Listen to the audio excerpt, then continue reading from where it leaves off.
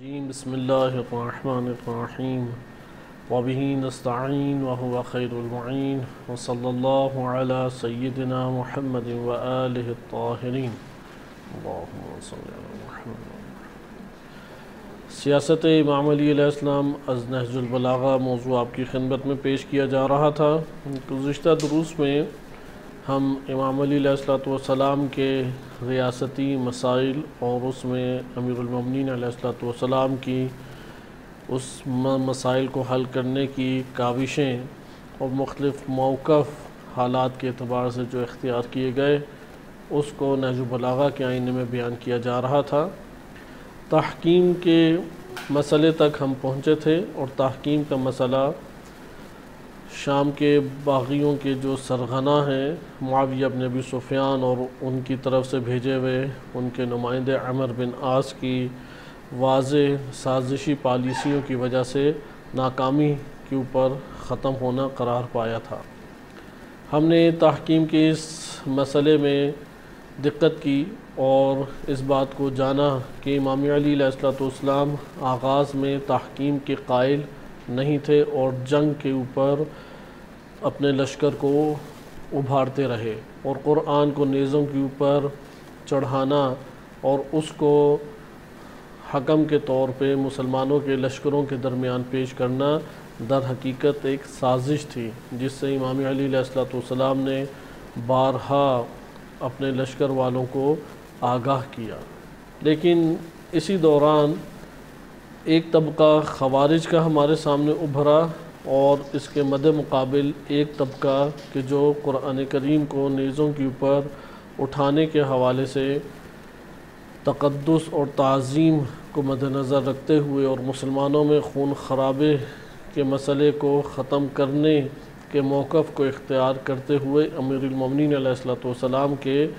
واضح طور پہ حکم کی نافرمانی پر اتر آیا۔ آج ہم خوارج کے موضوع کو شروع کر رہے ہیں، لیکن اس طرف توجہ رہے کہ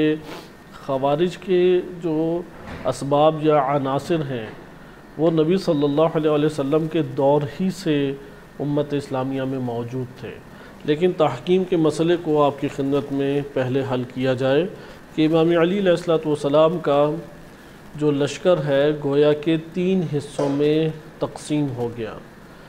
ایک گروہ تو وہ تھا کہ جو امام علی علیہ السلام ہی کے حکم کو اور ان کے موقف کو اختیار کرنا حق سمجھتا تھا اور اس کے اوپر عمل پیرا ہونا چاہتا تھا۔ اس گروہ کی تعداد بہت وسیع نہیں ہے، یا اگر وسیع ہو بھی تو مد مقابل جو 2 گروہ بنے ان کی تعداد اس مقدار کی تھی کہ ایک نیا فتنہ لشکر میں کھڑا ہو سکے، لہذا امیر المومنین علیہ السلام کے اس موقف اور ان کے اس حکم کے اوپر عمل پیرا نہیں ہوا جا سکا۔ بہرحال ایک گروہ جناب مالک اشتر، جناب شریح بن ہانی، جناب عبداللہ ابن عباس اور اس طرح سے دیگر شخصیات یہی رائے، یہی نظریہ اور موقف رکھتے تھے اور قرآن نیزوں پہ اٹھانا یا جھنڈوں پر اٹھانا اور مسلمانوں کو قرآن کی اساس کے اوپر پیش کرنا اس کو خلاف دین سمجھتے تھے اور سازش قرار دیتے ہوئے اس کا خاتمہ چاہتے تھے۔ دوسرا گروہ جو ہم نے گزشتہ دروس میں ملاحظہ کیا اور حقیقت میں خوارج کے ابھرنے کے یہ بنیادی اسباب میں سے بھی ایک تھا کہ تحکیم کا جو نظریہ معاویہ بن ابی سفیان اور ان کے لشکر والوں کی جانب سے پیش کیا گیا اس کو لبیک کہنا یا مسلمانوں کے اندر جو خون خرابہ ہے اس خون خرابے کے پیش نظر امن و امان کی کوششوں کو برقرار کرنا اور امیر المومنین علیہ السلام کے حکم کی مخالفت کرنا، یہ وہ اسباب ابتدائی طور پہ بنے۔ یہاں پہ ذرا دقت کرنے کی ضرورت ہے اور وہ امر یہ ہے کہ امام علی علیہ السلام نے جب جنگ کا حکم دیا تو دوسری طرف سے اشعث بن قیس کی ملی بھگت کی بنیاد پہ لشکر کا ایک بڑا حصہ، یعنی اتنی مقدار کا حصہ تھا کہ وہ امیر المومنین علیہ السلام کے مد مقابل جنگ کی کیفیت اختیار کر سکتا تھا۔ اس نے واضح طور پہ بغاوت کر دی اور کہا کہ تحکیم ہونی چاہیے، دونوں لشکروں کے سربراہان یا دونوں لشکروں میں سے لشکروں کی نمائندگی اور ترجمانی کرنے والے دو نمائندے آئیں اور یہ نمائندے قرآن کریم کے سامنے پیش ہوں اور قرآن کریم کے کسی ایک فیصلے کے اوپر دونوں متفق ہو جائیں اور اس اتفاق کے اوپر امت اسلامیہ پھر عمل کرے گی۔ امام علی علیہ السلام نے جناب مالک اشتر و جناب عبداللہ ابن عباس کا نام پیش کیا، لیکن لشکر والوں نے انکار کر دیا اور بالآخر بحالت مجبوری ابو موسیٰ عشری کو سامنے لایا گیا، جبکہ شام کی طرف سے معاویہ بن ابی سفیان کی طرف سے عمر بن عاص وہ میدان میں آیا اور اس طرح سے جب حکم یعنی فیصلہ کرنے کے لیے دونوں طرف سے 400 افراد دومت الجندل یا جندل کے مقام پر جمع ہوئے اور وہاں پہ یہ تحکیم کا عمل پیش آیا۔ ابو موسیٰ عشری نے دونوں حاکموں کو برطرف اپنے طور پہ کر دیا، معاویہ بن ابی سفیان کو بھی اور امیر المومنین علیہ السلام کو بھی لشکر امام علی علیہ السلام کی نمائندگی کرنے کے عنوان سے برطرف کر دیا۔ لیکن جب عمر بن عاص کی باری آئی تو اس نے کہا کہ آپ نے دیکھا کہ ابو موسیٰ عشری نے اپنے صاحب اور اپنے خلیفہ کو حکومت سے برطرف کر دیا ہے، لیکن میں اپنے صاحب کو برحق خلافت کا سمجھتا ہوں اور وہ خون عثمان کا بدلہ لینے میں برحق ہے۔ اور یہاں پہ ایک پھر شور شرابہ اور کھڑا ہو گیا، جس کے نتیجے میں یہ تحکیم بدون نتیجہ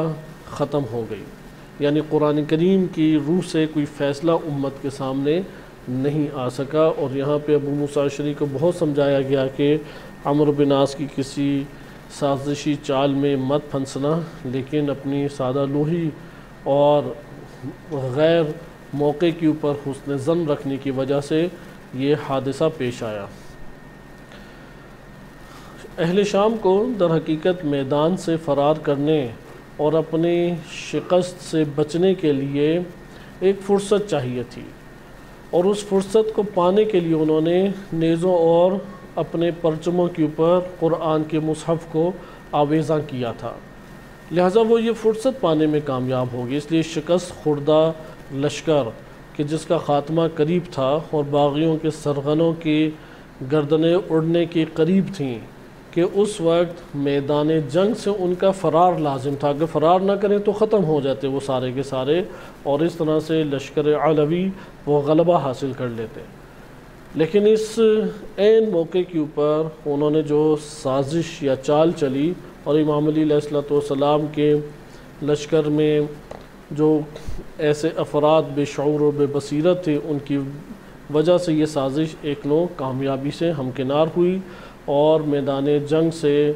بآسانی فرار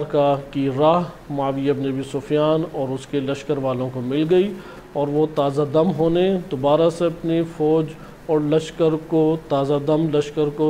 دوبارہ سے مرتب کرنے کی فرصت چاہتے تھے، اور فرصت انہیں مہیا ہو گئی۔ بہرحال اس میں یہ دو گروہ ہو گئے۔ ایک تیسرا گروہ انہی میں موجود تھا جس کی تعداد بہت وسیع نہیں تھی، لیکن ایک تفکر کے طور پہ تھی، اور وہ مستقبل میں خوارج کے نام سے معروف ہوا، اور اس نے یہ صدا بلند کی کہ لا حکم الا للہ، کہ کوئی حکم اور کوئی حکومت سوائے اللہ کے نہیں ہے۔ سب سے پہلے جس شخص نے یہ آواز جنگ صفین میں لیلۃ الحریر کے بعد اور جنگ صفین میں قرآن آویزاں ہونے اور تحکیم کے مسئلے تک نوبت پہنچنے کی صورت میں جس نے سب سے پہلے یہ آواز بلند کی، مورخین نے درج کیا ہے، جیسا کہ مقریزی نے اپنی کتاب میں المواعظ میں اس بات کو درج کیا ہے کہ وہ شخص عروہ بن حدیم یا حدیم تھا، جو کہ مرداس خارجی کا بھائی ہے، اور یہی سب سے پہلا خوارج کا سربراہ بھی شمار ہوا۔ اس نے جنگ صفین میں سب سے پہلے تحکیم کے موقع کے اوپر یہ نعرہ لگایا لا حکم الا للہ ولا للرجال، کہ نہ حکم نہیں ہے سوائے اللہ کے، اور یہ حکم بندوں کے لیے نہیں ہے، بندوں کا کوئی حکم ہمیں قبول نہیں، یعنی لا حکم للرجال ولا حکم لغیر الرجال الا للہ، یعنی سوائے اللہ کے کسی شخص اور کسی فرد کی حکومت قبول نہیں ہے، یعنی نہ معاویہ بن ابی سفیان اور اس کے نمائندوں کی بات قبول ہے، اور نہ امیر المومنین علیہ السلام اور ان کے نمائندوں کی بات قبول ہے۔ یہ شخص عروہ بن حدیم، اور بعض نے حدیر یا حدیر بھی نقل کیا ہے، یہ پہلا شخص تھا جس نے یہ شعار اس وقت بلند کیا جب اشعث بن قیس نے تحکیم کے اوپر لوگوں کو آمادہ کرنا چاہا اور اس بات کے اوپر ابھارا کہ اگر ہم لوگ آپس میں اسی طریقے سے لڑتے رہے تو عرب تو ختم ہو جائیں گے، اور جو پیچھے بچے اور خواتین بچے کچھے موجود ہیں ان کے اوپر شام اور روم والے حملہ کر دیں گے، اور اس طرح سے مسلمانوں کے ہاتھوں سے ان کی عزت، آبرو اور ان کے علاقے و اموال و خاندان ہاتھوں سے نکل جائے گا۔ لہٰذا اپنا خون بہانے کی بجائے اپنی جان اور مال کے تحفظ کرنا چاہیے اور امن و امان کی طرف آنا چاہیے۔ اس بات کے اوپر اشعث بن قیس ابھار رہا تھا۔ اب یہ جو خوارج ہیں یہ بھی جنگ لڑنا چاہتے ہیں، لیکن ان کے جنگ لڑنے کا جو انداز ہے اور ان کا جو حماسہ ہے وہ بے بصیرتی کے اوپر مشتمل ہے، وہ بے شعوری کے اوپر مشتمل ہے۔ ادھر سے امام علی علیہ السلام بھی چاہ رہے ہیں کہ جنگ ہو، لیکن امام علی علیہ السلام جب جنگ لڑنا چاہ رہے ہیں تو ان کے پیش نظر کاملاً نبی صلی اللہ علیہ وسلم کی تعلیمات، اللہ سبحانہ وتعالیٰ کی اطاعت اور خود آن حضرت صلی اللہ علیہ وسلم کے وہ فرامین ہیں جو صحیح سند طرق سے شیعہ سنی دونوں کتب میں آئے ہیں۔ لہٰذا خوارج کا گروہ وہ معاویہ بن ابی سفیان اور امام علی علیہ السلام ہر دو کے خلاف ہو گیا۔ البتہ جنگ صفین میں یہ بالکل ابتدائی حالت میں تھا، اور چند افراد یعنی چند سو افراد آپ کہہ لیں یا اس سے بھی کم تھے افراد کہ جنہوں نے ہاں میں ہاں ملائی، اسی عروہ کے اس شعار کے اوپر ہاں میں ہاں ملائی اور یہ نعرہ بلند کیا کہ لا حکم الا للہ۔ جنگ صفین تحکیم کے واقعے کے بعد تھم گئی اور دوبارہ سے امام علی علیہ السلام نے فوج اور لشکر کو مرتب کرنا چاہا تاکہ صفین کے مقام پہ اب مرحلہ دوم کے یا دوسرے درجے کے یا دوسری مرتبہ دوبارہ سے جنگ لڑی جائے۔ امام علی علیہ السلام لشکر کو مرتب کر رہے تھے اور پیچھے سے یہی بے شعوری والی اور بے بصیرت والی سوچ رکھنے والے افراد آپس میں جم ہونا شروع ہو گئے۔ اس لیے سب سے پہلا طبقہ جو خوارج کا پیدا ہوا وہ کوفہ ہی میں پیدا ہوا۔ یہاں پہ بعض مورخین نے ایک اچھا تجزیہ تحلیل کیا ہے، اور وہ تجزیہ تحلیل اس عنوان سے ہے کہ خوارج اس کی ایک بنیادی وجہ قبائلی تعصبات بھی تھے، کیونکہ جتنے بھی خوارج ہیں وہ سب سے بڑی تعداد اس میں بنی تمیم اور بنی ازد کے قبیلوں کی تھی، یعنی چند قبیلے تھے، ان میں سب سے بڑی تعداد بنی تمیم کی تھی، اور یہ وہی بنی تمیم ہے کہ جو خلافت کے خواب ہمیشہ دیکھتا تھا، کیونکہ خلیفہ اول حضرت ابوبکر بھی اسی قبیلے سے تعلق رکھتے تھے اور سعد بن ابی وقاص بھی اسی قبیلے سے تعلق رکھتے تھے، طلحہ بھی اسی قبیلے سے تعلق رکھتے تھے، معذرت سعد بن ابی وقاص نہیں، طلحہ بھی اسی قبیلے سے تعلق رکھتے تھے، اور طلحہ کی بھرپور کوشش یہ تھی کہ حضرت ابوبکر کے بعد وہ خلافت کو اپنے ہاتھ میں لیں، کہ جیسا سابقہ دروس میں تفصیلی طور پہ یہ گزر چکا ہے، اور بنی تمیم والے ہی حضرت ابوبکر کے بعد ہمیشہ خلافت کو اپنے لیے ایک نو حق سمجھا کرتے تھے۔ لہذا حضرت عثمان کے خلاف سب سے بڑی فتنہ آرائی جنہوں نے کھڑی کی وہ یہی بنی تمیم والے تھے۔ لہذا خوارج کا بھی زیادہ تر گروہ اسی قبیلے سے نکلا۔ اسی طریقے سے ازد قبیلہ کہ جو امام علی علیہ السلام کے خلاف استعمال ہو چکا تھا جنگ جمل میں، اس سے بہت سارے افراد تھے، اسی طرح اور دیگر قبائل سے تھے۔ البتہ ہم ابھی اس تجزیے کے اعتبار سے، کیونکہ یہ نہج البلاغہ کی دنیا سے باہر آ جاتا ہے، لہذا ہم اس جہت سے ابھی زیادہ گہرائی میں نہیں جائیں گے، لیکن اس نقطے کو ذہن نشین رکھیں کہ خوارج عالم اسلام کل عالم اسلام سے سامنے نہیں آئے، بلکہ کوفہ میں چند قبائل جو سابقہ طور پہ امام علی علیہ السلام سے ایک نوع دشمنی یا ایک نوع مخالفت اپنے سینوں میں رکھتے تھے، یہی اجاگر ہو کے سامنے آئے۔ البتہ اس کو ہم ثانوی سبب قرار دے سکتے ہیں، بعض نے اولین سبب قرار دینے کی کوشش کی ہے، لیکن ہم ابھی جیسے نہج البلاغہ کے میں امام علی علیہ السلام کے فرمودات ملاحظہ کریں گے انشاءاللہ، اس سے ہمیں یہ بات سمجھ آئے گی کہ یہ بات کے مراحل میں ایک سبب قرار دے سکتے ہیں، اولین سبب خوارج کے وجود کا یہ نہیں ہو سکتا۔ خلاصہ کلام، جنگ صفین میں ان کی تعداد بہت قلیل تھی، دبے ہوئے عناصر تھے، جس میں عروہ بن حدیم یا حدیم نے اپنے طور پہ لا حکم الا للہ کا ایک شعار بلند کر کے اظہار کیا، اور اس کے اس شعار سے مختلف لوگوں نے اتفاق نظر کیا، اور اس اتفاق نظر کے نتیجے میں آہستہ آہستہ ایک گروہ تشکیل پانے لگا، کیونکہ لا حکم الا للہ وہ امام علی علیہ السلام کے بھی خلاف تھا اور معاویہ بن ابی سفیان کے بھی خلاف تھا۔ لہٰذا اس کا نتیجہ یہ نکلا کہ یہ طرز تفکر مسلمانوں میں ایک کاملاً جداگانہ طور پہ سامنے آیا، اور ان کی اساس اور بنیاد جداگانہ طور پہ ابھر کے سامنے آئی۔ انشاءاللہ آئندہ کے دروس میں ہم اس بحث کو تھوڑے دقیق انداز میں مطالعہ کریں گے کہ خوارج آیا دائرہ اسلام میں ہی شمار ہوں گے یا دائرہ اسلام سے باہر شمار ہوں گے۔ فقہاء کرام کی نظر کیا ہے، یہ مورخین کے دائرے بحث سے باہر ہے، کیونکہ ان کا یہ موضوع نہیں بنتا۔ ہم انشاءاللہ تعالی فقہی نقطہ نظر سے اس کا جائزہ انشاءاللہ لیں گے۔ خلاصہ کلام، جنگ صفین میں اس کی بنیاد اختلاف کی بنیاد پہ پڑ گئی۔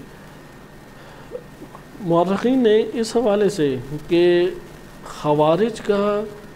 جو اصل سبب ہے وہ حجت الہی و خلیفۃ اللہ کے مد مقابل اسلامی شعار کو بلند کرتے ہوئے مخالفت کرنا ہے۔ میں اس کا دوبارہ تکرار آپ کی خدمت میں کر دوں، کیونکہ یہ اہمیت کا حامل نقطہ ہے کہ جو خوارج کی تاسیس کا بنیادی سبب بنا، وہ بنیادی سبب کیا ہے؟ اللہ سبحانہ وتعالیٰ کے حاکم، جس کے قانونی حق اللہ تعالیٰ نے دیا ہے اور امت نے بعنوان حاکم اسے قبول کیا ہے، اور قانونی و عملی طور پہ وہ اسلامی ریاست کا حاکم بھی ہے۔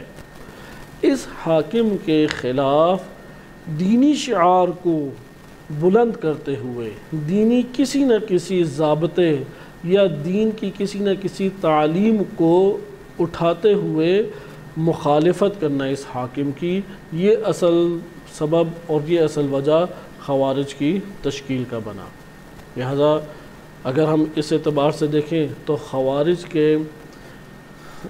وجود کے اسباب نبی صلی اللہ علیہ وسلم کے دور ہی میں پڑ چکے تھے۔ لہذا نبی صلی اللہ علیہ وسلم جب اسلامی ریاست کے حاکم بنے اور مال غنیمت ان کے پاس جمع ہوتا تھا، تو کئی واقعات شیعہ سنی کتب میں معتبر طریق سے آئے ہیں۔ خود بخاری مسلم میں یہ متعدد واقعات آئے ہیں کہ اس وقت جب مال غنیمت حضرت صلی اللہ علیہ وسلم تقسیم فرمایا کرتے تھے، تو بعض ایسے افراد تھے کہ جو خود دین ہی کا سہارا لے کے نبی صلی اللہ علیہ وسلم کی مخالفت کرتے اور ان کے اوپر تنقید کیا کرتے تھے۔ مثلا ایک شخص کھڑا ہو گیا اور اس نے غنیمت کی تقسیم کے موقع پہ نبی صلی اللہ علیہ وسلم کے مقابلے میں کھڑا ہوا اور کہا کہ اے اللہ کے رسول، آپ غنیمت کی تقسیم میں عدل سے کام لیں۔ تو نبی صلی اللہ علیہ وسلم غضبناک ہوئے اور انہوں نے فرمایا کہ اگر میں عدالت سے کام نہیں لوں گا تو اس کرۂ ارض پہ اور کون ہے کہ جو عدالت سے کام لے گا۔ اسی طرح اور کئی ایسے واقعات ہیں کہ حضرت صلی اللہ علیہ وسلم ہی کے مقابلے میں کھڑے ہو جاتے اور اس کے مد مقابل کوئی نہ کوئی دینی بہانہ لے کے آیا کرتے تھے۔ جیسے صلح حدیبیہ کے موقع پہ اب مسلمان جا رہے ہیں مثلا عمرہ کی غرض سے یا حج کی غرض سے، بیت اللہ کا انہوں نے قصد کیا ہے، اس غرض سے جا رہے ہیں، لیکن مشرکین کے ساتھ جب صلح کی نوبت آ گئی تو بعض نے واضح طور پہ اعتراض کیا اور شور مچایا نبی صلی اللہ علیہ وسلم کے حکم پہ، اور اسلامی بعض تعلیمات کا بہانہ بنا کے لے کے آئے اور اس کو بہانہ قرار دیتے ہوئے حضرت صلی اللہ علیہ وسلم کے اوپر کئی طرح کے اعتراضات کیے۔ لہذا یہ جو اعتراض حجت الہی و خلیفۃ اللہ کے مد مقابل، یہاں سے خوارج کی بنیاد پڑتی ہے۔ اس طرف توجہ رہے کہ ایک دروازہ خود ان معصوم ہستیوں نے امت کے درمیان اجتماعی اور سیاسی امور کے حوالے سے کھولا ہے، اور وہ ہے کہ مشورہ اور رائے دینا۔ مشورہ اور رائے دینے کے اعتبار سے خود اعتمادی معاشرے کو دی کہ اگر کوئی معقول مشورہ ہے تو اپنے نمائندے کے طور پہ یا وہ مشاورین کہ جو حضرت صلی اللہ علیہ وسلم کے ارد گرد یا امیر المومنین علیہ السلام کے مشاور شمار ہوتے ہیں، ان کے ذریعے سے مشورہ دیا جائے، سامنے لایا جائے۔ اس کا دروازہ کھولا خود نبی صلی اللہ علیہ وسلم کی سیرت میں ایسے ہمیں مواقع ملتے ہیں کہ حضرت صلی اللہ علیہ وسلم خود سے فیصلہ کر سکتے تھے، لیکن گروہ مسلمین سے، اہل مشورہ سے اس باب میں مشورہ لیا۔ اسی طرح امیر المومنین علیہ السلام وہ اہل مشورہ کو یہ فرصت اور اجازت دیتے تھے کہ وہ اپنا مشورہ اور رائے دیں، لیکن اس بات کو قبول نہیں کرتے تھے کہ کوئی رائے کو اپنی مسلط کرے اور یہ تقاضا کرے کہ حاکم وہ زبردستی اسی رائے کے اوپر عمل کرے، بلکہ رائے کو قبول کرنا اور رد کرنا، مشورے کو قبول کرنا اور رد کرنا وہ خود اس حاکم کے سر پر، حاکم کی ذمہ داری ہے، اس کا اختیار ہے۔ لہٰذا یہی صورتحال آج کے دور میں بھی ہے، اس لیے قرآن کریم نے سورہ شورا کو نازل کیا کہ مشورہ مسلمانوں کے درمیان ہونا چاہیے، مشورہ حاکم اور مشاورین کے درمیان ہونا چاہیے، لیکن حاکم اس میں خود اپنی زیرکی کے ساتھ اور دقت نظر کے ساتھ اسلامی تعلیمات اور حکم الہی کو مد نظر رکھتے ہوئے فیصلہ فرمائے گا اور ایک کو اختیار کر لے گا۔ اس لیے مشورہ دینے کا یہ مطلب نہیں ہوتا کہ حتماً مشورے کے اوپر عمل کیا جائے، لہٰذا اس باب کو جدا کرنا چاہیے کہ اس میں بھی ایک پہلو بعض کا تنقیدی نکلتا ہے کہ بعض ایسے مشاور تھے کہ جو اپنے آپ کو امام علی علیہ السلام کے مقابلے میں یا نبی صلی اللہ علیہ وسلم کے مقابلے میں خود کو صاحبان علم شمار کرنے لگ گئے اور اپنی رائے کو امام علی علیہ السلام کی رائے کے مقابلے میں یا نبی صلی اللہ علیہ وسلم کے موقف کے مقابلے میں لانا شروع کر دیا انہوں نے۔ یہ صورتحال بھی زیادہ قابل قبول نہیں ہے، اس لیے میں بحث کو تھوڑا سا مزید منظم آپ کی خدمت میں کروں، کیونکہ اسباب میں ایک اہم سبب وہ اسلامی شعار یا اسلامی تعلیم کو بہانہ بنا کے یا اس کے بارے میں صحیح فہم مضبوط اور صحیح فہم حاصل نہ کرنے کی بنیاد پر صحیح اندازہ گیری نہ کرنا یا صحیح فیصلہ نہ کرنا، اس کی اساس کے اوپر اعتراض کر بیٹھنا ہے۔ یہ جو شدید اعتراض، بے موقع اعتراض ہے یا حاکم کی مخالفت جس سے ظاہر ہوتی ہو یا حاکم سے اختلاف کو معاشرے میں رواج پانے کی جس سے کوشش کی جائے، یہ خوارج کے بنیادی اسباب میں سے ہے۔ اس لیے اس کی راہ نبی صلی اللہ علیہ وسلم کے دور میں ہموار تھی، اور یہ جو راہ ہموار ہوئی وہی تقریباً 35 یا 37 سالوں کے بعد ایک گروہ کی صورت میں ہمارے سامنے نمایاں ہو گیا۔ اگرچہ یہ گروہ پہلے کارروائیاں کر چکا تھا، لیکن کسی نام سے نہیں یہ پہچانا جاتا تھا۔ مثلا خلیفہ سوم حضرت عثمان کے قتل میں بڑھ چڑھ کر یہی گروہ شامل رہا ہے۔ اس سے پہلے بھی اسی گروہ کی بہت ساری ایسی وارداتیں تھیں کہ جو ہمیں تاریخ اسلام کے دامن میں دکھائی دی جا سکتی ہیں۔ خلاصہ کلام، ایک روش درست روش ہے اور ایک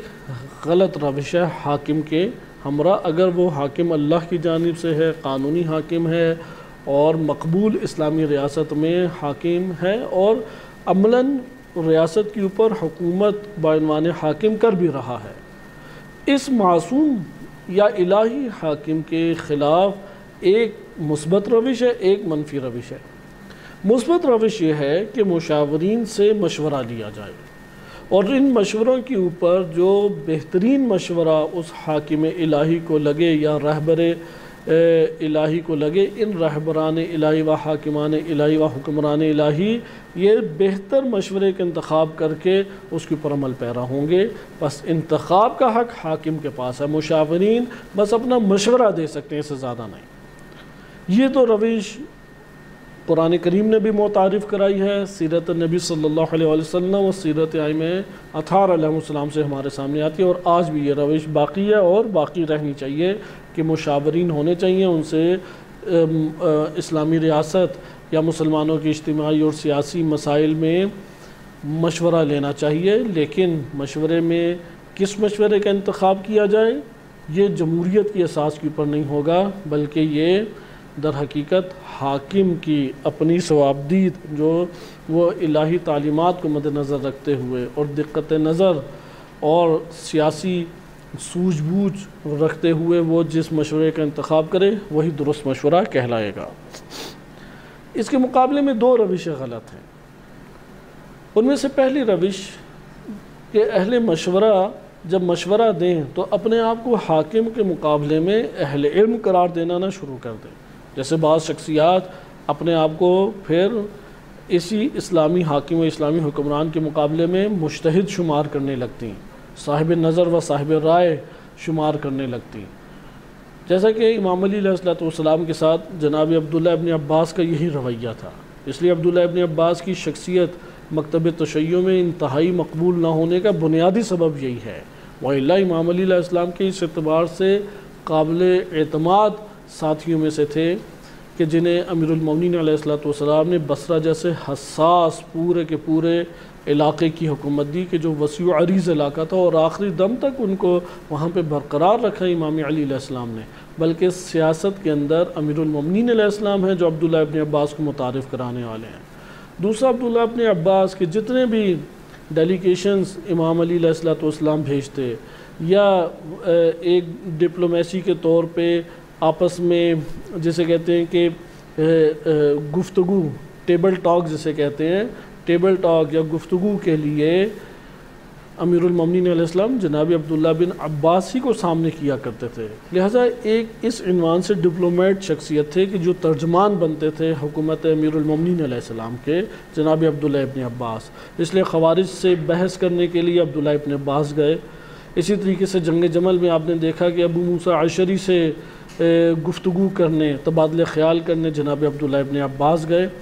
اسی طرح سے معاویہ ابن ابی سفیان کے پاس جناب عبداللہ ابن عباس کو بار بار بھیجا۔ یہی حیثیت جناب مالک اشتر کی بھی تھی، لیکن جناب مالک اشتر کو جہاں پہ بھرپور طریقے سے اور پرزور طاقت کے ذریعے سے منوانا ہوتا تھا اور ایک روب ڈالنا ہوتا تھا، وہاں پہ عموماً جناب مالک اشتر کا کردار زیادہ تاریخ میں سامنے آتا ہے، لیکن جناب عبداللہ ابن عباس کا مذاکرات کے لیے، ٹیبل ٹاک کے لیے، اپنا پورا جو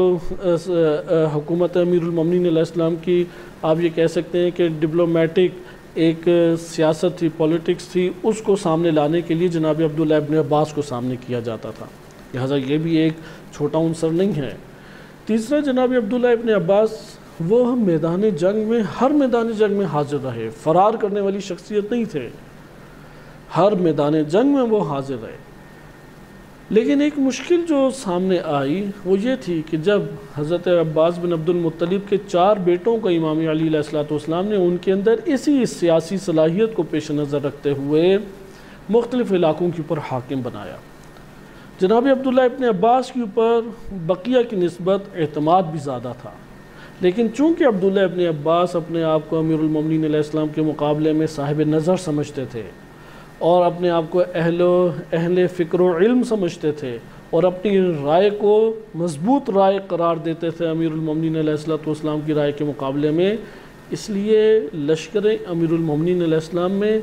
ایک جہے سے عبداللہ ابن عباس بہت واضح و بارز شخصیت نہیں بن سکی، اور آئندہ آنے والے جو ایام ہیں ان میں بھی عبداللہ ابن عباس ایک قابل مدح شخصیت یا قابل تعریف شخصیت بڑے پیمانے پہ نہیں ابھری۔ ابتدائی پیمانے پہ تو قابل تعریف ہیں، لیکن بڑے پیمانے پہ قابل تعریف شخصیت جیسے مالک اشتر یا عمار یاسر، ان حضرات کا جو چہرہ ہے اس طرح کا چہرہ اختیار نہیں کر سکی، لہٰذا یہ جو دوسری روش ہے یہ صحیح اعتبار سے تنقید کے قابل ہیں۔ اس لیے جب بنو امیہ نے اپنے طور پہ دین کو جم کر کے ابھارا، جو کہ مستقبل میں اہل سنت تفکر کی شکل میں ہمارے سامنے آشکار ہوا، لیکن اس کی ابتدا بنو امیہ کے اموی بادشاہوں اور ان بادشاہوں کی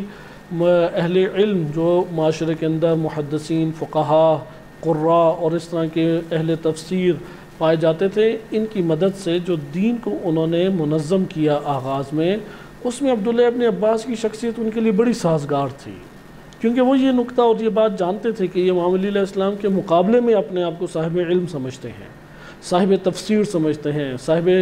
فقہ سمجھتے ہیں، اس لیے وہ اپنی فقہی آراء آزادانہ دیتے تھے اور امیر المومنین علیہ السلام سے اختلاف کر کے دیا کرتے تھے، اپنے آپ کو پیرو اس عنوان سے امیر المومنین علیہ السلام کا قرار نہیں دیتے تھے۔ ہاں سیاسی جتنے بھی دستورات ہیں اس میں امیر المومنین علیہ السلام کے اپنے آپ کو پیرو سمجھتے تھے، اگرچہ اختلاف نظر یا اختلاف مشورہ رکھتے تھے لیکن اپنے آپ کو پیرو قرار دیتے تھے، لیکن فقہ میں، تفسیر میں یا اس طرح سے دیگر موقف میں امیر المومنین علیہ السلام کے تابع اپنے آپ کو نہیں سمجھتے تھے۔ اس لیے آئندہ آنے والے جو بادشاہ حضرات تھے جیسے جناب عبداللہ عمر بن عبدالعزیز جنہوں نے امام علی علیہ السلام پہ لعن طعن کا خاتمہ کرایا، اور ان کے بعد آنے والے بادشاہ، انہوں نے عبداللہ ابن عباس کی شخصیت کو علمی طور پہ بہت ابھارا، اور جن فقہاء و مفسرین و قراء اور محدثین سے ان اموی بادشاہوں نے سرکاری طور پہ خدمات لی تھیں اور اپنے طور پہ دین کو منظم کر کے معاشرے کے اندر رائج اور پیش کرنے کی کوششیں کی تھیں، اس میں انہوں نے اساسی ترین حیثیت عبداللہ ابن عباس کی شخصیت کو دی، کیونکہ ان کی آرائے فقہی و آرائے تفسیری ایک بڑی تعداد، وہ جہاں متفق ہیں امام علی علیہ السلام سے، وہاں بہت ساری جگہوں پہ اختلاف رکھتے ہیں، اختلاف نظر رکھتے ہیں۔ اس اختلاف نظر کی وجہ سے ان کی شخصیت کو ابھارا کہ بہرحال یہ دوسرا نقطہ بھی ہمارے لیے ایک نوع قابل تنقید بن جاتا ہے۔ لیکن تیسرا نقطہ، یہ جو دوسرا عبداللہ ابن عباس کی سطح کے اوپر اختلاف نظر یا اختلاف رائے رکھنا ہے، اس سطح کے اوپر کوئی گروہ خوارج کا سامنے نہیں آتا، اور چونکہ وہ دستورات ریاستی دستورات اور حاکم و امیر المومنین و خلیفۃ اللہ کی طرف سے حکومتی سطح کے اوپر جو دستورات جاری ہوئے ان کے ماتحت اپنے آپ کو سمجھتے تھے، اس لیے یہ کسی گروہ کی تشکیل کا باعث نہیں بنے۔ اگرچہ دشمن بعد میں جو آیا یا مخالف آیا اس کے لیے استفادے کی شخصیت قرار پائی، لیکن کسی گروہ کی تشکیل کا باعث نہیں بنتی تھی۔ اس لیے مکتب تشیع میں یہ ان اصحاب امیر المومنین میں جناب عبداللہ ابن عباس شمار ہوتے ہیں کہ جو طراز اول کی شخصیات یا سر فہرست شخصیات نہیں ہیں، بلکہ نیچے کی سطح کی شخصیات اور مدح و ستائش کے عنوان سے منظر عام کے اوپر آتی ہیں۔ لیکن تیسری جو صورت ہے وہ بہت قابل تنقید ہے، اور وہ عام افراد کا کہ جو نہ اہل علم و فراست ہیں، نہ عقل و دانش کے مالک ہیں، اور نہ ہی ان کا کوئی سابقہ علمی موجود ہے، وہ دین کے کسی ایک پیغام کو یا کسی ایک تعلیم کو یا کسی ایک شعار کو اٹھا کے اسلامی حاکم کے خلاف حکومتی مسائل میں اور ریاستی اور دستوراتی مسائل میں مخالفت کرنے لگ جائیں، یہ سبب خوارج کے گروہ کا وجود میں آنا ہے۔ لہذا یہ صورت نبی صلی اللہ علیہ وسلم کے دور میں موجود تھی کہ بعنوان حاکم حضرت صلی اللہ علیہ وسلم جب مال غنیمت کی عادلانہ تقسیم فرما رہے ہیں تو وہاں پہ ایک بدو اٹھ کے جذبات میں آ کے عدالت کی تاکید کرتے ہوئے یہ حکم چلائے کہ رسول آپ مال غنیمت کی تقسیم میں عدالت سے فیصلہ نہیں کر رہے، عدالت کی رعایت کریں آپ، اور اس کی پر نبی صلی اللہ علیہ وسلم کا غضبناک ہونا، یا حکومتی طور پہ حاکم کی حیثیت سے نبی صلی اللہ علیہ وسلم نے صلح حدیبیہ کی یا سر منڈوانے کا حکم دیا، اور اس وقت کسی شخصیت کا نبی صلی اللہ علیہ وسلم کی مخالفت کرنا اور ان کے حکومتی فیصلے کی مخالفت کرنا، ان کے حاکم بعنوان حاکم جو دستور جاری کیا ہے اس ریاستی قانونی دستور کی مخالفت کرنا، یہ اسباب کو وجود دیتا ہے، کیونکہ یہاں پہ ٹکراؤ براہ راست حاکم اور ان اجرائی امور سے ہے کہ جن کے ذریعے سے ریاست کو، معاشرے کو اور امت کو منظم اور مرتب کیا جاتا ہے۔ اگر اس میں ٹکراؤ پیدا ہو جائے تو ریاست کے اندر انتشار اور تفرقہ پھیلنا شروع ہو جائے گا، امن و امان خطرے میں پڑ جائے گا، عدل و انصاف کی بجائے ظلم و ستم رائج ہونا شروع ہو جائے گا۔ اس لیے یہ اختلاف انتہائی شدید تنقید کے قابل ہے، یہ فساد برپا کرنے کے مترادف ہے، اور مفسدین کے بارے میں شدید احکام قرآن کریم و روایات اہل بیت علیہ السلام میں وارد ہوئے ہیں۔ یہاں پہ آپ نے دیکھا کہ خوارج کے گروہ کی اس طور پہ بکھرے ہوئے اذہان اور بکھری ہوئی شخصیات کی صورت میں امت کے اندر یہ اسباب اور عناصر دبے ہوئے موجود تھے، لیکن خلیفہ سوم کے دور میں انہیں قوت کے ساتھ ابھرنے کا موقع ملا، کیونکہ خلیفہ سوم کے دور میں جو مختلف اموی حکام ان کے واضح طور پہ فسق و فجور اور اسلامی تعلیمات کی حدود کو پامال کرنا، دین کا تمسخر اڑانا اور کیسر و کسرہ کے طور طریقوں کو اختیار کر کے فاسقانہ زندگی کو نمونہ پیش کرنا، یہ سبب بنا کہ لوگ آہستہ آہستہ اٹھنے لگ گئے اور تعلیمی موضوعات کو اٹھا کے اٹھنے لگ گئے۔ یہاں پہ جو اعتراضات ہیں وہ بلا شک و شبہ یہ اعتراضات سارے کے سارے قابل تنقید نہیں ہیں، کیونکہ یہاں پہ حاکم الہی نہیں ہے، یہاں پہ جو دستور وہ جاری کر رہا ہے وہ ظالمانہ ہے، اللہ تعالیٰ کے حکم کے خلاف ہے۔ یہاں پہ جس طریقے کو وہ اختیار کر رہا ہے وہ سنت رسول صلی اللہ علیہ وسلم نے کیسر و کسرہ کے فاسقانہ طور طریقے ہیں کہ جن کو انہوں نے اختیار کیا اموی حکام نے۔ اس لحاظ عثمانی اموی حکام کے خلاف امت کے سنجیدہ افراد کا اعتراض کرنا، قدم اٹھانا وہ برحق ہے بلا شک و شبہ، لیکن اسی دوران انہی لوگوں کو بھی یہ موقع مل گیا کیونکہ فضا ان کے لیے قائم ہوئی۔ پہلے یہ فضا بڑے پیمانے پہ قائم نہیں تھی، لہذا جب ان کے لیے چونکہ اب یہاں پہ یہ فرصت ان کو فضا کیسے مل گئی، کیونکہ ایک ایسا وقت اب آ چکا ہے کہ امت اسلامیہ کے مختلف کونوں سے اور مختلف علاقوں اور شہروں سے سنجیدہ اور متدین دیندار اکابر صحابہ و تابعین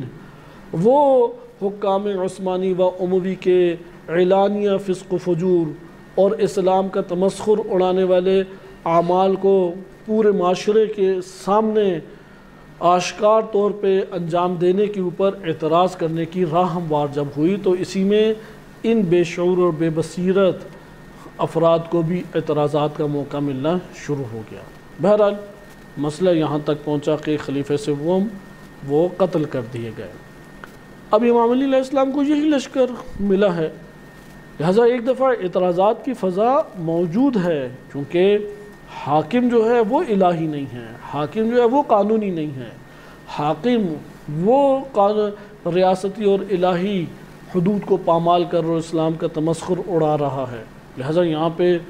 تو امت کے سنجیدہ افراد کو اور متدین افراد کا حق یہ بنتا ہے کہ ان ظالم جابر جائر سلاطین و حکام کے خلاف آواز بلند کریں۔ اب جب آواز بلند کرنے کا پلیٹ فارم مہیا ہو گیا تو ادھر اس طرح کی ذہنیت رکھنے والوں کو بھی فضا مل گئی اور یہ بھی اعتراضات کرنے لگے۔ لہذا اب جب یہ فضا قائم ہو چکی ہے تو امام علی علیہ السلام تازہ آئے اور جیسے ہی آئے ہیں اسی سال جنگ مسلط کر دی گئی۔ اس کے بعد دوبارہ جنگ صفین کی نوبت آ گئی اور جنگ صفین میں یہی افراد وہ دوبارہ حاکموں کے اوپر اعتراض کی اپنی پرانی روش کے تحت اعتراض کرنے لگے اور پہلا نعرہ لا حکم الا للہ انہوں نے بلند کیا کہ کوئی حکومت نہیں ہے، کوئی فیصلہ نہیں ہے سوائے اللہ سبحانہ و تعالیٰ کے، یعنی حکومت کا حق فقط اور فقط اللہ تعالیٰ کو حاصل ہے۔ اور یہی ان کا سب سے پہلا گمراہ کن عقیدہ تھا۔ دوسرا گمراہ کن عقیدہ کہ چونکہ خوارج کے نظریات ہم امام علی علیہ السلام کے کلام کے دائرے میں پڑھ رہے ہیں، وإلا ترتیب کے ساتھ ان کے نظریات کو کتب میں تحریر کیا گیا ہے، بس خوارج تحکیم کے خلاف ہیں اور امام علی علیہ السلام بھی ابتدا میں تحکیم کے خلاف تھے، لیکن دونوں کا نقطہ نظر جدا ہے، دونوں کے عمل کا طریق جدا ہے۔ امام علی علیہ السلام الہی حاکم ہیں، معصوم شخصیت ہیں، خلیفۃ اللہ ہیں، امیر المومنین ہیں اور سازش کو پہچان رہے ہیں پوری بصیرت کے ساتھ، اور اس سازش کا شکار ہونے سے امت کو بچانے کی کوشش میں انہیں شعور دینا چاہ رہے ہیں، بصیرت دینا چاہ رہے ہیں،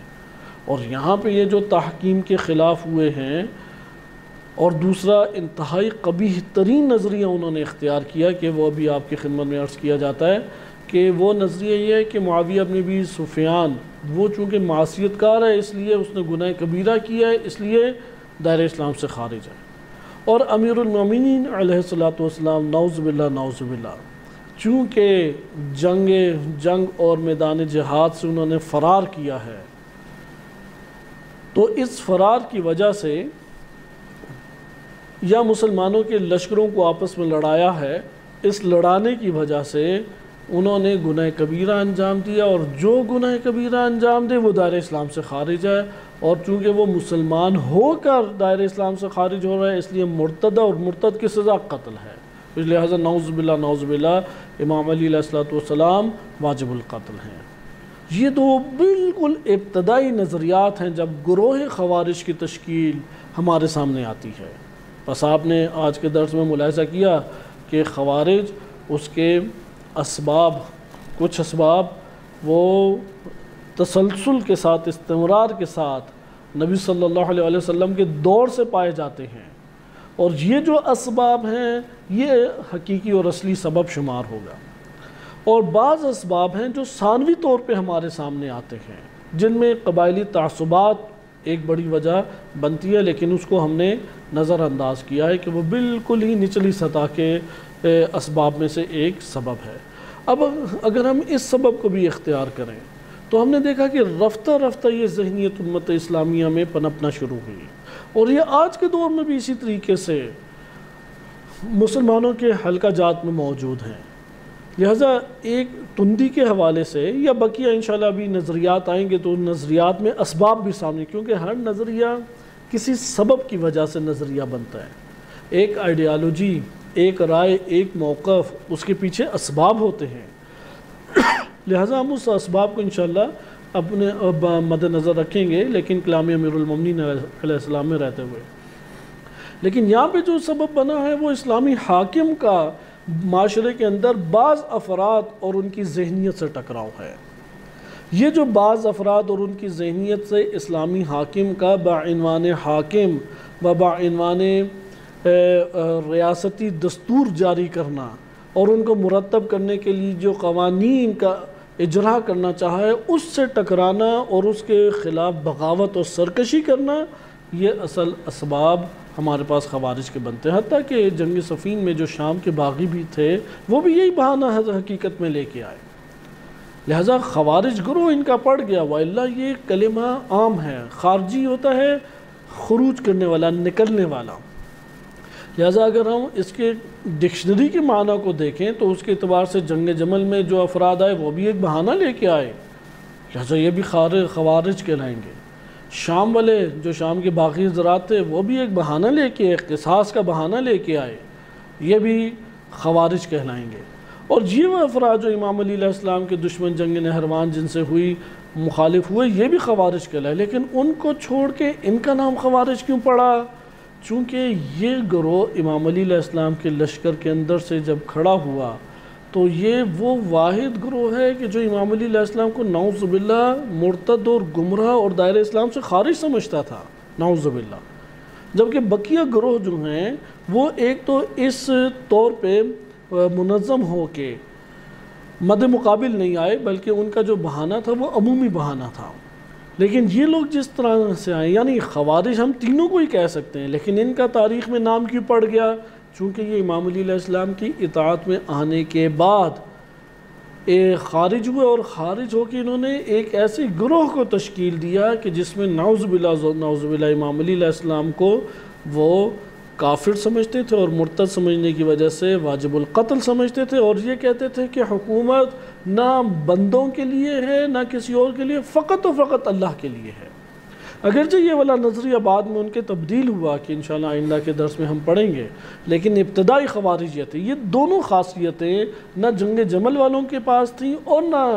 شام کے باغیوں کے پاس تھی۔ شام کے باغی نعوذ باللہ امام علی علیہ السلام کی توہین کیا کرتے تھے، لعن طال نعوذ باللہ بھیجا کرتے تھے، لیکن مرتد کہہ کے دائرہ اسلام سے خارج قرار نہیں دیتے تھے، باغی کا حکم لگایا کرتے تھے۔ لیکن یہ گروہ ایسا آیا کہ اس کے یہ دو ابتدائی نظریات تھے، ان دو ابتدائی نظریات کی وجہ سے خوارج کو خوارج کہا گیا۔ ان کے کئی نام ہیں جو تاریخ نے ذکر کی، ان میں سے ایک ہے شرات۔ یہ جو کلمہ شرع ہے اس کو انہوں نے خود انتخاب کیا، اور یہ اس کے اوپر بڑا خوش ہوا کرتے تھے، کیونکہ قرآن کریم میں سورہ بقرہ آیت نمبر 207 میں ارشاد باری تعالیٰ ہوتا ہے وَمِنَ النَّاسِ مَن يَشْرِي نَفْسَهُ، اور لوگوں میں بعض ایسے ہیں جنہوں نے اپنے نفس کو اللہ کے ہاتھوں بیچ دیا۔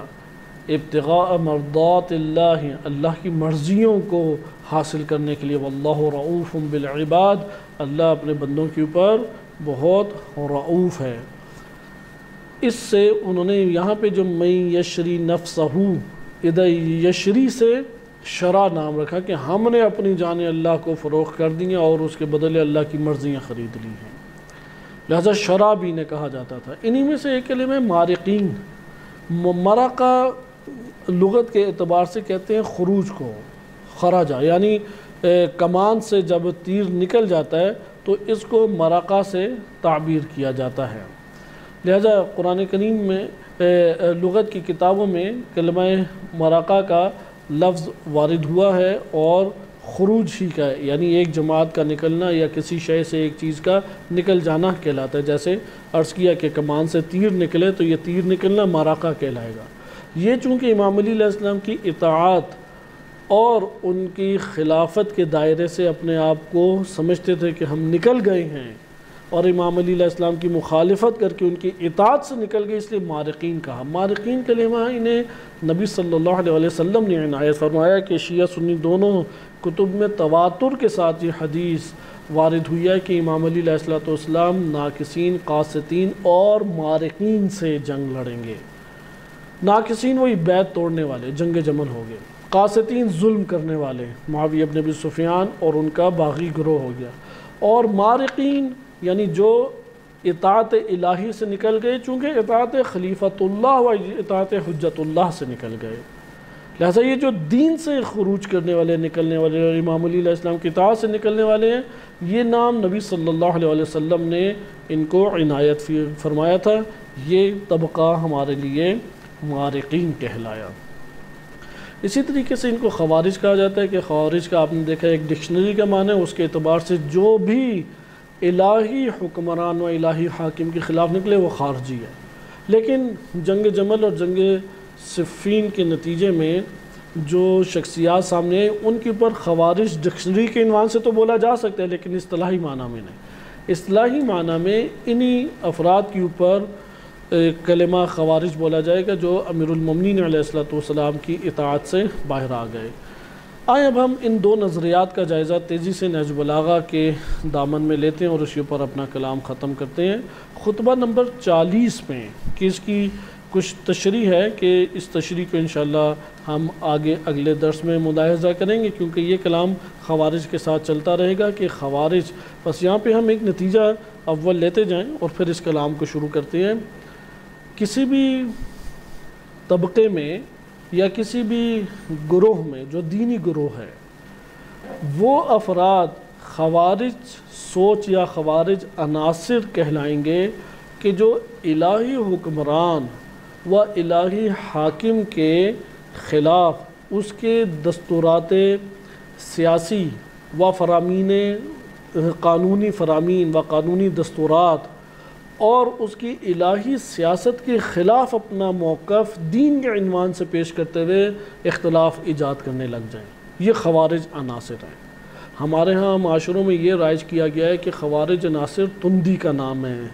خوارج عناصر وہ ہوتے ہیں کہ جو بڑے سخت گیر ہیں، بڑے تشدد پسند ہیں۔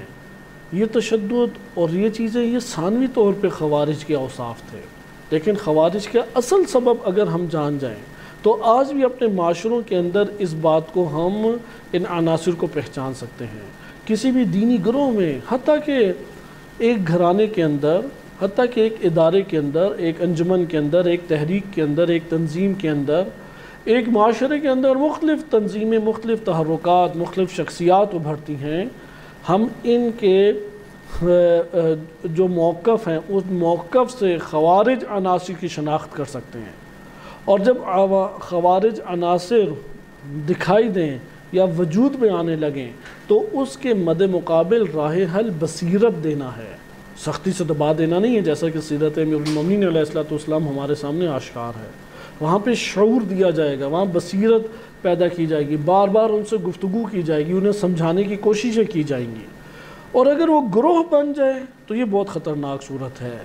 لہٰذا گروہ بننے سے پہلے عناصر ہمیں پتہ لگ جائے تو یہاں پہ ان کے ساتھ مذاکرات کیے جائیں، گفتگو کی جائے، سمجھانے کی کوشش کی جائے۔ نہیں سمجھتے تو پھر ان عناصر کو اوپر نہ آنے دیں، پرزور نہ ہونے دیں، قوت اور طاقت نہ پکڑنے دیں، یہ عقل مندی کا تقاضا ہوگا۔ لہٰذا پھر عرض کروں کہ خوارج عناصر کون کہلائیں گے؟ جو سیاسی امور میں اسلامی حاکم و الہی حاکم کے خلاف کسی دینی عنوان کو بہانہ بنا کے لے آئیں، اپنی بے بصیرتی کی وجہ سے۔ بہانہ لفظ بعض اوقات یہ ہوتا ہے کہ جانتے ہیں کہ یہ بات ٹھیک نہیں ہے، جیسے معاویہ ابن ابی سفیان اور جنگ جمل، یہ دونوں حضرات جانتے تھے کہ امیر المومنین برحق ہیں، لیکن یہاں پہ بہانے سے مراد قطعاً وہ والا مورد نہیں ہے، بلکہ مراد یہ ہے کہ یہ اپنی کم عقلی اور افکار میں کج روی کی وجہ سے دین کا صحیح فہم نہیں رکھتے، اور دین کا صحیح فہم نہ رکھنے کی وجہ سے دین کے ایک موضوع کو لے کے آئیں گے اور اسلامی حاکم سے اس کے سیاسی امور اور اجرائے قوانین اور ملک کی مختلف طرح کے دستورات اس سے ٹکراؤ پیدا کریں گے، مخالفت کریں گے، اور اس مخالفت میں شدت اختیار کرتے چلے جائیں گے۔ یہ خارجی عناصر کی تشکیل ہے۔ اس لیے چھوٹے چھوٹے موضوعات کو ہم خوارج سے تعبیر نہیں کر سکتے۔ دیکھیں اسلامی حاکم سے کون دین کا کوئی ایک عنوان لے کے بہانہ بنا کے ٹکرا رہا ہے۔ ہاں اگر کوئی رائے دیتا ہے، مشورہ دیتا ہے اور اسلامی حاکم کے تدبیر کے ماتحت اپنے آپ کو سمجھتا ہے، اسلامی حاکم کے جو فرامین ہیں یا اسلامی حاکم کے جو اجرائے قوانین اور مختلف طرح کے سیاسی دستورات ہیں یا سیاسی تدابیر ہیں، اس کے ماتحت اپنے آپ کو قرار دیتا ہے، صرف مشورے میں اختلاف کرتا ہے، اس سے کوئی حرج نہیں ہے، اس میں کوئی حرج نہیں ہے، یہ ہو سکتا ہے۔ اس لیے صرف مشورے کی حد تک، رائے کی حد تک اختلاف عیب نہیں رکھتا، لیکن رائے کی حد اور مشورے کی حد سے باہر نکل کے اسلام کے کسی ایک تعلیم یا شعار کو پکڑ کے اسلامی حاکم کے خلاف پرچم بلند کرنا یا اس کے خلاف ایک اختلاف کی فضا کو قائم کرنا، یہ خوارج کے عناصر شمار کیے جائیں گے۔ آئیں ہم خطبہ نمبر 40 کو ملاحظہ کرتے ہیں اور اس کے اوپر اپنی گفتگو ختم کریں گے۔ خطبہ نمبر 40 میں امام علی علیہ السلام کو خوارج کا جب یہ قول پہنچا لا حکم الا للہ، کہ حکومت و حکم فقط اللہ ہی کے، یعنی حکمرانی کرنا فقط اللہ تعالیٰ کے ساتھ مخصوص ہے، جب یہ سنا تو امام علی علیہ السلام نے فرمایا کلمۃ حق، یہ کلمۃ حق ہے، یراد بہا باطل، لیکن اس سے مراد باطل لی جا رہی ہے۔ نعم انہ لا حکم الا للہ، بے شک بلا شک و شبہ حکم، حکومت، حکمرانی، فیصلہ فقط اللہ کے ساتھ مخصوص ہے۔ وَلَكِنَّ هَؤُلَاءِ يَقُولُونَ لَا إِمْرَةَ إِلَّا لِلَّهِ، لیکن یہ لوگ تو یہ کہتے ہیں کہ اللہ کے علاوہ کوئی امیر بھی نہیں ہو سکتا مسلمانوں کے اوپر، یعنی مسلمانوں کے بدون امیر چھوڑ دیا جائے۔ خوارج کی بھی ایک عجیب منطق تھی، کیونکہ اگر بدون امیر چھوڑ دیا جائے، یہ آج کے سیکولر ترین تفکر کو بھی قبول نہیں ہے۔ اس قدر خطرناک یہ تفکر ہے کہ کوئی بھی ریاست کے اندر عوام کے اوپر حاکم یا امیر نہ ہو، یہ سب سے خطرناک ترین نظریہ ہے اور سب سے زیادہ فتنہ فساد والا نظریہ یہی ہے۔ لیکن جی خوارج بعد میں قائل ہو گئے ہر فرد ڈیموکریسی کے اعتبار سے جمہوری حق رکھتا ہے، لیکن جمہوری حق اس طور پہ کہ جو انہوں نے چند شرائط رکھی، جو نیک ہے، پاکیزہ اور اسلامی حکومت اور اسلامی تعلیمات سے آگاہ ہے۔ اب یہاں پہ یہ دو باتیں کاملاً ٹکراتی ہیں۔ ایک طرف کہہ رہے ہیں کہ کسی بشر کو حکومت و حکمرانی کا حق حاصل نہیں ہے، لیکن دوسری طرف ہم دیکھتے ہیں کہ وہ ڈیموکریسی کی طرف آہستہ آہستہ آتے ہیں۔ ہر دو نظریات میں کچرا بھی پائی جاتی ہے۔ البتہ یہاں پہ ان کا ابتدائی خوارج جو تھے ان کا یہ نظریہ تھا، لوگوں میں سے کسی بھی فرد کو حکمرانی کا حق حاصل نہیں ہے۔ پھر آگے امام فرماتے ہیں وَإِنَّهُ لَا بُدَّ لِلنَّاسِ مِنْ أَمِيرٍ، لوگوں کے لیے کوئی نہ کوئی امیر تو ہونا ضروری ہے، بَرٍ أَوْ فَاجِرٍ، یا وہ امیر نیک ہوگا یا فاسق فاجر ہوگا، لیکن یہ نہیں ہو سکتا کہ لوگوں میں کوئی امیر ہی نہ ہو، وہ ریاست رہنے کے قابل ہی نہیں ہوگی، یعنی ایک دوسرے کو مار کے ختم ہو جائیں گے۔ یہ وہ بات ہے جو تجربات سے بھی، بشریت کے تاریخی تجربات سے بھی ثابت ہو چکی ہے، اور اس وقت جتنے سیاسی نظریات اس وقت دنیا میں پائے جاتے ہیں، چاہے ایتھیسٹ ہو، سیکولر ہو، لا دین ہو، لا مذہب ہو، یا جمہوری ہو، ڈیموکریسی ہو، سارے کے سارے اس بات کے قائل ہیں کسی نہ کسی امیر کو اوپر ہونا چاہیے، کیونکہ یہ سب سے احمقانہ اور نادانی والی بات ہے کہ اصلاً کوئی امیر ہو ہی نہ۔ بالفاظ دیگر ہم ابھی ایک مثال لے لیتے ہیں، پاکستان کے اندر آیا اگر آنے ہی ہیں سارے فاسق فاجری حکمران آ رہے ہیں، ان میں سے کون سی صورت بہتر ہے؟ آیا نیک حاکم آئے یا فاسق حاکم آئے یا اصلا حاکم ہی نہ ہو؟ اب پہلا تو صورت نظر نہیں آتی کہ نیک اور باشرائط عادل حاکم آئے، اس کی صورت ختم ہو گئی، اب ان دو میں بات رائج ہو جاتی ہے۔ آئے گا تو فاسق ہی آئے گا تو ظالم اور فاجر ہوگا، اگر وہ ظاہری طور پہ ظلم نہیں کرتا تو اللہ کی حدود پامال کر کے جائر سلطان بنے گا اور ظالم ہے وہ۔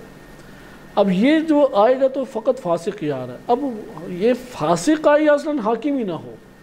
تو یہاں پہ دین یا اہل بیت علیہ السلام کی سیاست یہ کہتی ہے کہ یہ تیسری صورت اصلاً قابل قبول نہیں ہے کہ اصلاً حاکم ہی نہ ہو، یہ اصلاً قابل قبول نہیں ہے۔ ان دو میں معاملہ دائر ہو جائے تو اصل حق تو عادل اور باشرائط حاکم کا بنتا ہے،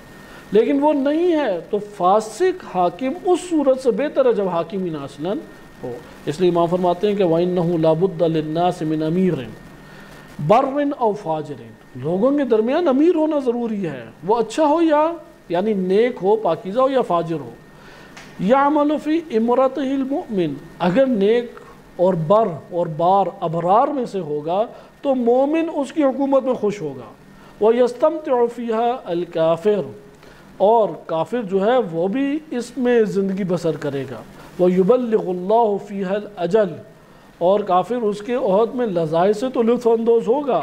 لیکن اللہ کا نظام حکومت جو ہے وہ اس کو آخری حدوں تک پہنچا دے گا۔ یعنی یبلغ اللہ فیہا، اس حکومت نیک ابرار کی حکومت میں اللہ پہنچائے گا اپنے اس آخری حد تک جہاں تک اس معاشرے کو پہنچانا چاہتا ہے۔ وَيُجْمَعُ بِهِ الْفَيْءُ، مال غنیمت، مال فیء، حکومتی مال جمع ہوگا۔ وَيُقَاتَلُ بِهِ الْعُدُوُّ، اسی نیک بندے اور حاکم الہی کے ذریعے سے، رہبر الہی کے ذریعے سے، اس بر اور ابرار حاکم کے ذریعے سے دشمنوں سے جنگ کی جا سکے گی۔ وَتَأْمَنُ بِهِ السُّبُلُ، راستے اس کے ذریعے سے امن و امان پا جائیں گے، یعنی امنیت آ جائے گی۔ وَيُؤْخَذُ بِهِ لِلضَّعِيفِ مِنَ الْقَوِيِّ، ضعیف کا حق قوی سے چھین کے یا لے کے اسے دے دیا جائے گا، ضعیف کو دے دیا جائے گا۔ حَتَّى يَسْتَرِيحُ بَرٌّ، نیک لوگ سارے اس حکومت میں، ابرار کی حکومت میں نیک لوگ آرام پائیں گے۔ وَيُسْتَرَاحُ مِنْ فَاجِرٍ، اور جو فاجر ہوگا وہ تھوڑا اذیت میں وقت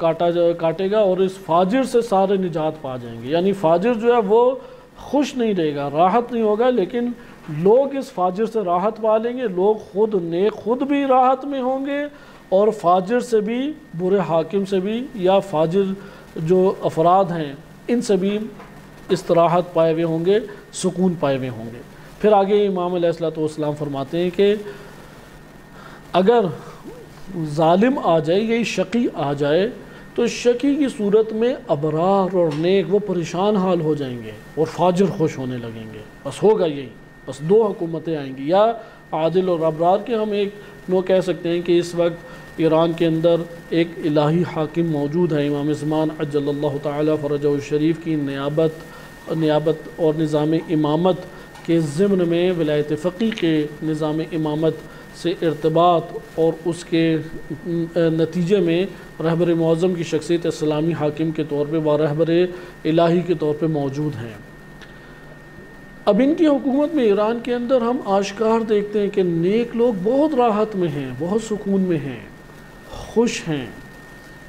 لیکن جو فاسق اور فاجر ہے وہ بے چین ہے، وہ اپنی تمام لذتیں لے رہے ہیں، وہ اپنے تمام سکون کو لے رہے ہیں، اپنے تمام کے تمام زندگی کی آسائشوں کو حاصل کیے ہوئے، لیکن بے سکون ہے، مضطرب ہے، فتنے ایجاد کرنا چاہتا ہے، اعلانیہ طور پہ بے حجابی، فحاشی، کرپشن، خیانت، یعنی یہ جو فاجر انسان ہے یہ فجور معاشرے کے اندر چاہتا ہے، اور یہ جو حاکم بے بر ہے، نیک حاکم ہے، یہ امن و امان اور سلامتی و اسلام معاشرے کے اندر چاہتا ہے۔ بس یہ 2 جنگیں شروع ہو جائیں گی۔ لیکن یہ خوارج کا نظریہ قبول نہیں ہے کہ کوئی امام نہ ہو۔ لہٰذا میں آخری حصہ اس کا تیزی سے ترجمے کی صورت میں آپ کے سامنے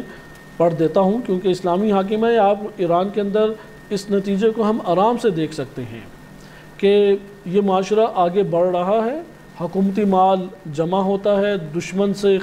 جنگ لڑی جاتی ہے اور اپنی حدود اور مسلمانوں کے علاقے محفوظ کیے جاتے ہیں، راستے پرامن ہیں اور ضعیف کو حق ملتا ہے قوی سے۔ اگرچہ یہاں پہ کرپشن کی وجہ سے یہ والے مسائل کچھ پیدا ہوئے لیکن مجموعی طور پہ اگر آپ دیکھیں تو یہ صورت ہمارے سامنے موجود ہے۔ پھر آگے دوسری روایت میں بیان کرتے ہیں کہ جب آپ نے تحکیم کے سلسلے میں یہ قوم یہ سنا خوارج کا قول لا حکم الا للہ، تو امام نے فرمایا تمہارے بارے میں حکم خدا کا منتظر ہوں۔ پھر فرمایا کہ اگر حکومت نیک ہو تو اس میں متقی و پرہیزگار اچھے عمل کرتے ہیں، اور بری حکومت ہو تو بدبخت لوگ جی بھر کر لطف اندوز ہوتے ہیں، یہاں تک کہ ان کا زمانہ ختم ہو جائے اور موت انہیں پا لے۔ یہ پہلا نظریہ تھا جو خوارج کا آپ نے ملاحظہ کیا۔ خوارج کا جو دوسرا نظریہ وہ انشاءاللہ تعالی اب ہم اگلے درس میں پڑھیں گے، اس کا جو ابتدا ہے وہ میں آپ کی خدمت میں صرف ذکر کر دوں تاکہ معلوم ہو کہ امیر المومنین علیہ السلام کو اس مسئلے میں کس قدر قلبی تکلیف پہنچی، اور وہ ان کا نظریہ یہ تھا کہ نعوذ باللہ امیر المومنین علیہ السلام اسلام لانے کے بعد دار اسلام سے خارج ہو گئے ہیں، گمراہ ہو گئے نعوذ باللہ، اور مرتد ہو گئے ہیں اور واجب القتل ہیں۔ اور ان کا کیوں مرتد ہوئے ہیں، گمراہ کس طرح سے ہوئے؟ کیونکہ گناہ کبیرہ انجام دیا ہے نعوذ باللہ، اور جو بھی گناہ کبیرہ انجام دے گا وہ دار اسلام سے خارج ہے، اور دار اسلام سے خارج ہونے کی وجہ سے واجب القتل ہے۔ اسی لیے جو پہلا ان کا لیڈر بنا تھا، جیسا کہ ابھی ہم درس میں پڑھ چکے ہیں، عروہ بن حدیم یا حدیم، اس کے بعد وہ متفق ہو گئے عبداللہ بن القوا کے اوپر، ابن القوا کے نام سے معروف ہے، اس کی امارت کے اوپر جمع ہو گیا، اور اس کے بعد انہوں نے بیعت کر لی عبداللہ بن وہب راسبی ازدی قبیلے سے تعلق رکھتا تھا، عبداللہ بن وہب راسبی۔ عبداللہ بن وہب راسبی یہ جناب مالک اشتر کا نائب قرار پاتا تھا۔ جب جناب مالک اشتر الجزیرہ کے علاقے کے اوپر امام علی علیہ السلام کے حاکم بنے، تو جب وہ الجزیرہ کے علاقے میں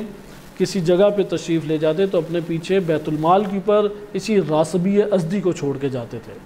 یہ شخص عبداللہ بن وہب راسبی ازدی، یہ شخص جب آیا تو جنگ نہروان میں سب سے بڑا یہی لشکر لے کے آیا، حتیٰ کہ 4000 افراد کا جنگ نہروان میں جو خوارج کا لشکر تھا اس کا لیڈر یہی راسبی یزدی شمار ہوتا تھا۔ اور اس شخص نے اس قدر تشدد دکھایا کہ اس نے جناب عبداللہ بن خباب ارت ان کو قتل کیا، اور ان کی جو حاملہ زوجہ تھیں ان کا پیٹ چاک کر کے انہیں بھی شہید کر دیا، اور متعدد خواتین کو بچوں سمیت قتل کیا۔ اور وجہ کیا تھی کہ یہ لشکر امیر المومنین علیہ السلام کے فقط طرفدار ہیں، اور طرفدار ہونا گناہ کبیرہ ہے، اس کی وجہ سے دار اسلام سے خارج ہیں اور مرتد ہیں، اور ان کی سزا قتل ہے۔ اور دوسری وجہ کیا تھی کہ یہ ہم اپنے قتل ہونے والے ساتھیوں کا ان سے بدلہ لے رہے ہیں۔ بہرحال یہ عبداللہ بن وہب راسبی جنگ نہروان میں امیر المومنین علیہ السلام کی تلوار مبارک سے واصل جہنم ہوا، یہ ان کا نظریہ تھا۔ لہٰذا خطبہ نمبر 120 کی اس کو ہم انشاءاللہ اگلے درس میں پڑھیں گے، لیکن اس کی ابتدا کو آپ ملاحظہ کیجئے کہ ابتدا یہ ہے کہ جب خوارج تحکم کے نہ ماننے پر اڑ گئے تو امام علی علیہ السلام کے پڑاؤ کی طرف تشریف لے گئے اور ان سے فرمایا، یہ امام علی علیہ السلام، بہرحال یہ والا 120 خطبہ نہیں ہے، یہ 120 خطبہ کسی اور چیز کے بارے میں ہے۔ ہاں، خطبہ نمبر 125 نمبر خطبہ ہے، کیونکہ وہ تحکیم کے مورد کا ہی تھا، وہ انشاءاللہ ہم آگے پڑھیں گے۔ خطبہ نمبر 125، یہ دوسرا گمراہ کن جو نظریہ ان کا تھا کہ نعوذ باللہ گناہ کبیرہ کی اساس کے اوپر ایک شخص دار اسلام سے خارج ہو جاتا ہے اور مرتد ہو جاتا ہے، اور امیر المومنین علیہ السلام نعوذ باللہ گمراہ اور مرتد ہونے کی وجہ سے نعوذ باللہ واجب القتل ہیں۔ امام علی علیہ السلام نے جب یہ سنا تو خطبہ نمبر 125 خوارج کے متعلق فرمایا کہ اگر تم اس خیال سے باز آنے والے نہیں ہو کہ میں نے غلطی کی اور گمراہ ہو گیا ہوں تو میری گمراہی کی وجہ سے امت محمد صلی اللہ علیہ وسلم کے عام افراد کو کیوں گمراہ سمجھتے ہو، اور میری غلطی کی پاداش انہیں کیوں دیتے ہو، اور میرے گناہوں کے سبب سے انہیں کافر کیوں کہتے ہو؟ تلواریں کندھوں پر اٹھائے ہر موقع بے موقع جگہ پہ وار کیے جا رہے ہو، اور بے خطاؤں کو خطا کاروں کے ساتھ ملائے دیتے ہو، حالانکہ تم جانتے ہو کہ رسول اللہ صلی اللہ علیہ وسلم نے جب زانی کو سنسار کیا تو نماز جنازہ بھی اس کی پڑھائی، اور اس کے وارثوں کو اس کا ورثہ بھی دلایا، اور قاتل سے قصاص لیا تو اس کی میراث اس کے گھر والوں کو دلائی، کیونکہ زنا اور قتل دونوں ہی گناہ کبیرہ ہیں۔ لیکن نبی صلی اللہ علیہ وسلم نے دونوں مجرموں کو مسلمان سمجھے، اس لیے مسلمانوں کے احکام ان پر جاری کیے۔ اس کا بقیہ حصہ انشاءاللہ تعالی ہم اگلے درس میں ملاحظہ کریں گے۔ وصلی اللہ علی سیدنا محمد وآلہ الطاہرین۔